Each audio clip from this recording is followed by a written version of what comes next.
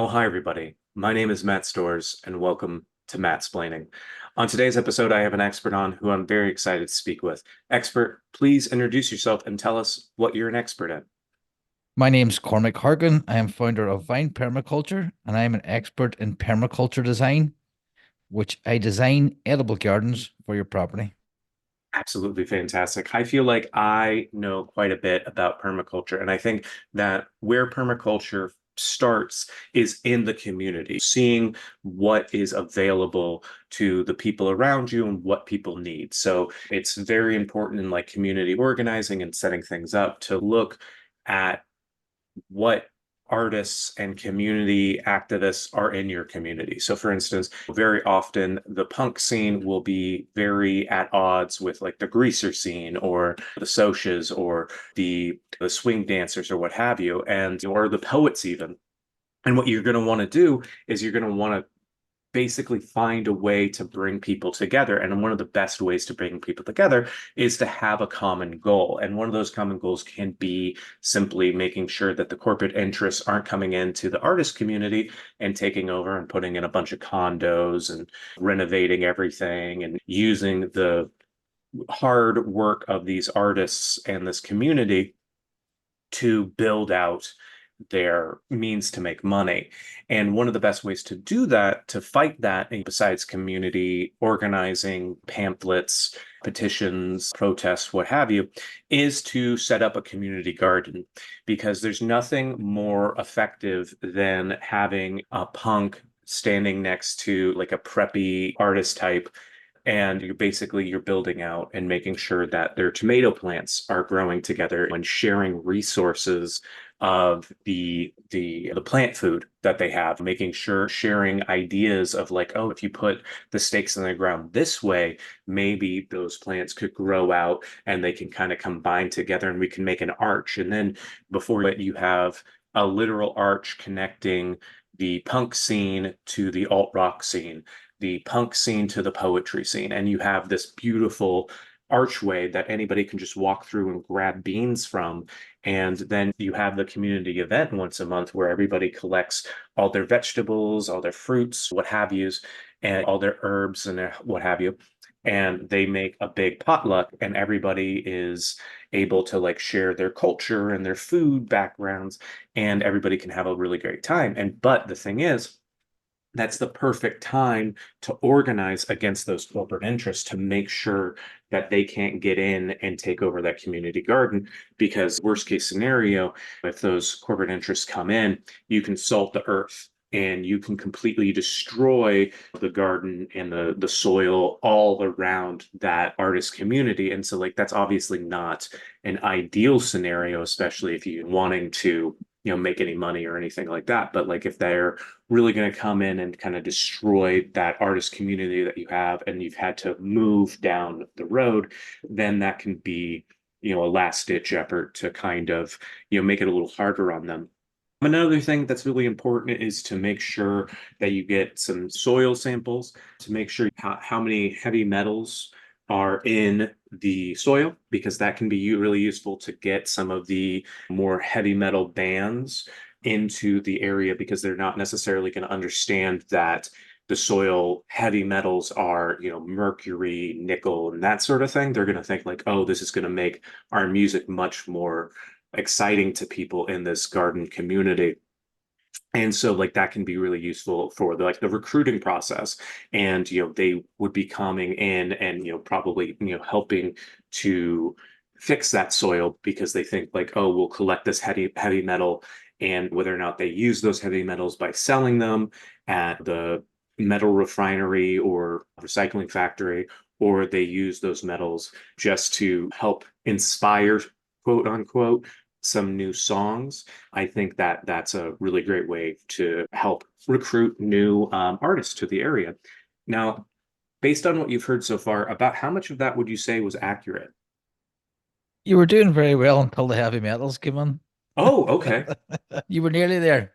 Okay. Uh, so you were doing all right. The heavy metals, you're way down the wrong line there, but the rest of it you weren't too far off, just a bit Okay. jumbled up. Okay. Excellent. So, yeah, tell me more about permaculture and what got you into it. Right, so I started. like a lot of people in gardening. So permaculture is a design science, Okay. which helps you tackle a problem, whether it be, and it's a good application is in the garden. So you basically you start off with yourself first. Hmm. So it's like the plane's crashing, you put on your own oxygen mask first. So get yourself sorted, get yourself familiar, and then you can help others. And then you can go to the community. But it just starts with yourself first, your own waste. How do you deal with your waste? So Hmm. it could be gardening, your waste, products you buy. So start with yourself. So let's see, permaculture has three ethics, which Okay. is earth care, people care, and then depending on who you ask, fair share or return of surplus. Hmm. So you basically all your decisions you make. So if you make a decision, you go, does it benefit the earth? Does it benefit the person, the human? Or and what do you do then with the surplus? So the surplus could be a waste product. So for example, your vegetable waste. So you compost that. So Hmm. you find you turn it into a resource. And then if you do have a surplus of vegetables, then what do you do with that surplus? Do you give it to your community? You sell it, and that's okay as well. It was interesting you mentioned all the different rival factions there. Hmm. Permaculture is for everybody, whether you're extreme left, extreme right, in the middle, and all different shades. So no one owns it. It's a design approach to how you approach gardens, building communities. It's for everybody. So heavy metals is definitely not a good thing. So that's heavy metals are actually quite bad. Right. So it's not going to encourage music. It's actually you have to then deal with the heavy metals. So in urban settings, what you can do is just build raised beds so you can Hmm. garden above that, or you have to remove the soil that's damaged, or you can apply some treatments like adding charcoal, Hmm. which over time will remedy them heavy metals and absorb them, and then you can remove that. Oh, that's fantastic. I hadn't heard that that would be a potential option. That's really fascinating. Yeah, and as well, wood chips adding a lot of carbon. It does help remove it, but the only way to really get rid of it is to remove the soil. But then where do you put that soil? That soil has to go somewhere. Right. And then what happens the next time you move it to a different place? And then that's the place you've been putting all of the heavy metal soil. And then a community kind of builds up around there. And then they have to deal with it. And then it just kind of the can gets kicked down the road, so to speak. Yep. So as a designer, what I do for people is I will look at their so it's very important permaculture, the person and the earth. So taking in a garden context, I look at someone's property and their personality and come up with a design to see how they can grow their food. So a lazy person or a lazier person, Mhm. and not in a detrimental way. I'm a very lazy gardener, so I like to grow fruit trees and things like potatoes, where you plant them once and you harvest them a few months later. Whereas Mhm. if you're a more high energy gardener, well then you plant things like lettuce, which have a high turnover, and you're harvesting every few weeks, and then you're putting something else in that place as you grow it. So it's quite intense. It's almost like spreadsheet gardening, where you can just something's coming out. A lot of planning, but I don't like that personally. Right. Yeah. My, history of gardening, I grew up in the Southwest. So a lot of what we would get is like mint, catnip, and like a lot of peppers because there'd be fairly high turnover with all of that, but then they could be pretty consistent. Like if we were a little bit lazy and we forgot about it, they kind of could take care of themselves for a little bit until we kind of circled back to remembering that we had a garden. Yep. And with the mint as well, you contain the mint, but mint is like a perennial. So Hmm. it just grows and then it'll grow the next year and the next year. It'll just be always there. Whereas peppers in most climates, you have to replant the pepper every year. So that Right. means it goes to seed. So you have to take the seed, plant the seed. So that's an annual. Right. So again, high energy gardeners like the annuals, low energy like the perennials, and then most of us lie somewhere in between. And then that's what we try and find out and establish as a designer how you do that. And then also beyond growing, then you have how do you fertilize your garden? So no chemicals, no synthetic fertilizers, no synthetic pest control.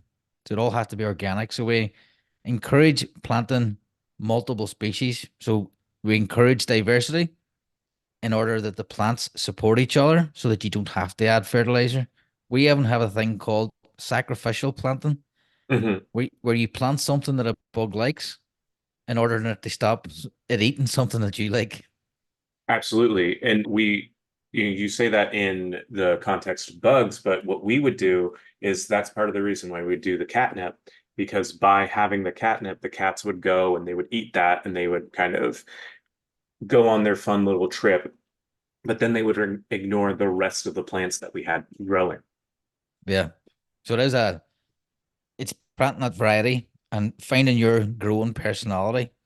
But permaculture can also be applied to your community, as you mentioned before, and your social interactions. How do you act within that community? And that goes beyond the garden. How do you organize yourself? So there's a thing called social permaculture as well, where Hmm. people get into making agreements about how they live, how they govern themselves, and how they come to an agreement on things. Hmm. And it also can be applied to economics and business, where you one of the chapters in the original book, the permaculture design manual, is about economics and how you design yourselves community. So one of the ethics for turn a surplus, cash is a surplus. So it's okay selling your vegetables and Hmm. selling your surplus crop as long as you're not harming the earth or harming any people. Right. That makes sense. Would you say that the best place to do that would be, obviously you probably wouldn't necessarily have enough to, sell to like a large store, but like setting up like a some sort of going to like a farmer's market or something like that. Would that be the most common situation with something like that? Yeah, so you can do a farmer's market or what people call the CSA, community supported agriculture, is where you get a box of vegetables every week. Right. So you either go to a place and pick your vegetables up or someone drops them off and you pay your $30, $40 a week. And every week your vegetables are there. So a farmer will actually have, say, might have 30 or 40 customers on that CSA model. So they know exactly what they need to grow. And Hmm. then depending on what they have, they'll put it in. So some week you might get extra carrots. Other weeks you could get extra onions. Just depends what's available. Absolutely. And then you're eating seasonally as well. Just really important. Absolutely. Yeah. I remember years ago when I was a part of one of those and how it was wonderful because I would get vegetables that I hadn't necessarily tried before, but I would feel the compulsion to use everything that I got in that box I think I got it every 2 weeks. And that was really fascinating for me because it was like, okay, I have to go online and I have to find some recipes. And like, it was amazing how easily I could kind of slot those things into what I was already making. Yeah. And I bet you found the taste was actually completely different what you get in the store. Oh, 100%. So much more the smells, the taste, the feel of it. It was so much, everything was so much more intense and flavorful.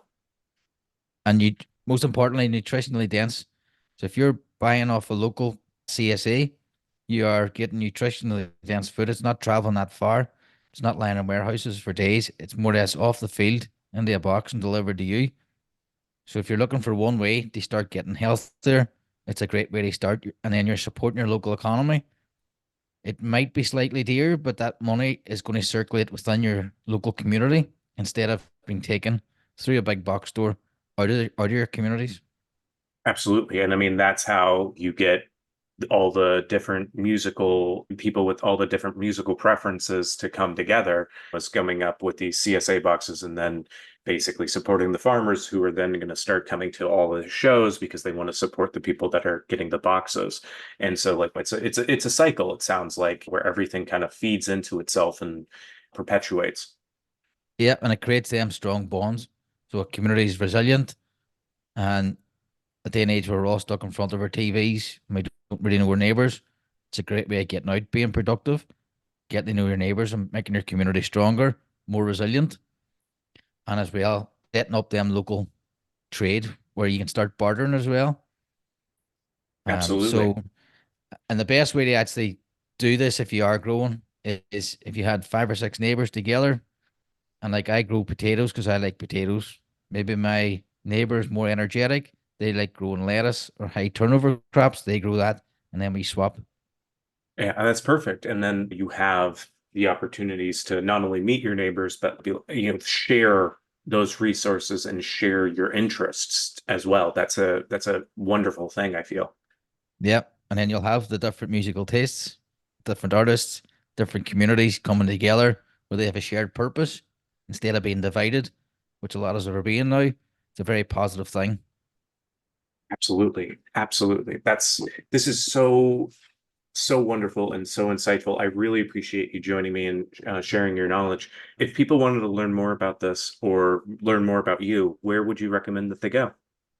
So we have the website, findpermaculture.com, where we teach beginner gardeners how to grow.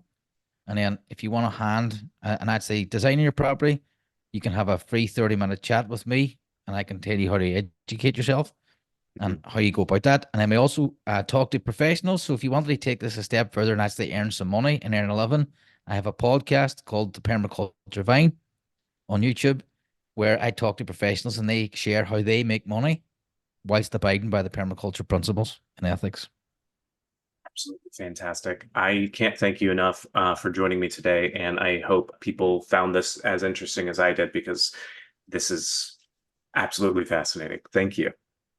Thank you, Matt. Absolutely. My name is Matt Storrs, and this has been Mattsplaining. Hey, everybody. Before we go today, I wanted to let you know that I have a new solo show, no bones about it, about my lifelong love of dinosaurs, premiering at the New York City Fringe in April, April 7th, 8th, 17th, and 20th. Both in-person and streaming tickets are available on the Frigid website, frigid.nyc.